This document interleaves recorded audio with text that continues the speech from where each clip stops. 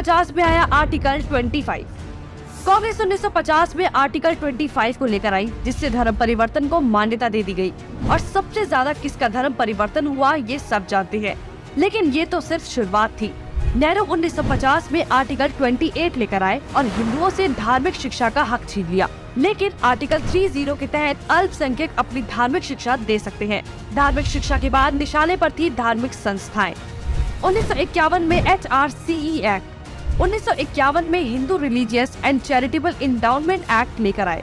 उन्होंने कारण दिया कि बड़े मंदिरों का रखरखाव सही से हो सके, लेकिन इसकी आड़ में कब्जे कर लिए, जिसके तहत भारत में मौजूद बड़े बड़े मंदिरों का प्रबंध सरकार ने अपने हाथों में ले लिया और मनमाने ढंग से इनकी संपत्ति का दुरुपयोग किया। और ये सिर्फ हिंदुओं के मंदिर पर लागू था, बाकी धर्मों या धार्मिक स्थल पर लागू नहीं था। 1956 में हिंदू कोड बिल आया। 1956 में नेहरू सरकार हिंदू कोड बिल लेकर आई, लेकिन अल्पसंख्यकों के लिए इन्होंने पर्सनल लॉ बोर्ड को बिल्कुल हाथ नहीं लगाया। मतलब एक ही है, देश में एक जाति कद संविधान कानून से और दूसरी अपने धर्म के कानून के हिसाब से, और आज भी यूनिफॉर्म सिविल कोड से कतराते हैं। कांग्रेस ने लगाई आरक्षण की आग। कांग्रेस आरक्षण लेकर आई, जिससे हिंदुओं को बांटने का काम किया गया, जिससे सबसे बड़ा नुकसान हिंदुओं को हुआ। आरक्षण की देश में जरूरत थी, लेकिन मक्कार कांग्रेसी इस योजना को 10 साल लागू करने की बजाय इसे बढ़ाते चले गए और न ही इससे लोगों को सशक्त बना पाए, जबकि लोगों को इसकी लत लगा दी गई। इंदिरा का कार्यकाल। साल 1976 में इमरजेंसी के दौरान ही इंदिरा ने संविधान में सेक्युलर शब्द को जबरदस्ती घुसा दिया, जिसको लेकर संसद में कोई चर्चा तक नहीं हुई। मतलब कि हिंदू बहुसंख्यक होते हुए भी भारत हिंदू देश नहीं कहलाया जा सकता, जबकि आप हमारे आसपास देखेंगे तो सभी मजहबी देश हैं, लेकिन हिंदुओं के लिए कोई देश नहीं बचा। इसके बाद हिंदुओं के कानूनी अधिकार और इतिहास निशाने पर थे। 1991 में पूजा स्थल कानून।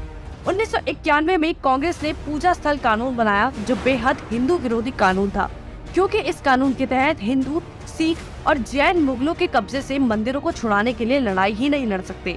उनके पास दलील सुनने का कोई कानूनी अधिकार ही नहीं छोड़ा गया। हमने लाखों मंदिर और उनका इतिहास खो दिया। 1992 माइनॉरिटी कमीशन एक्ट। कांग्रेस ने अल्पसंख्यक आयोग अधिनियम बनाने के बाद अल्पसंख्यक आयोग बना दिया। ऐसा करके कांग्रेस ने धर्म विशेष के लोगों को स्पेशल दर्जा तो दिया ही, हिंदुओं को बांट दिया, जिसके तहत सरकार की हर योजना का सबसे ज्यादा फायदा धर्म विशेष के लोगों को ही मिलता है, जिससे कांग्रेस ने सांप को भी मार दिया और लाठी को भी नहीं टूटने दिया। मतलब साफ है, हिंदुओं को भी बांट दिया और धर्म विशेष के लोगों को भी खुश कर दिया। जब देश सेकुलर बना दिया तो मेजॉरिटी और माइनॉरिटी की जरूरत ही क्या थी। 1995 में वक्फ बोर्ड कानून। 1995 में वक्फ बोर्ड कानून बनाकर कांग्रेस ने एक और महापाप किया।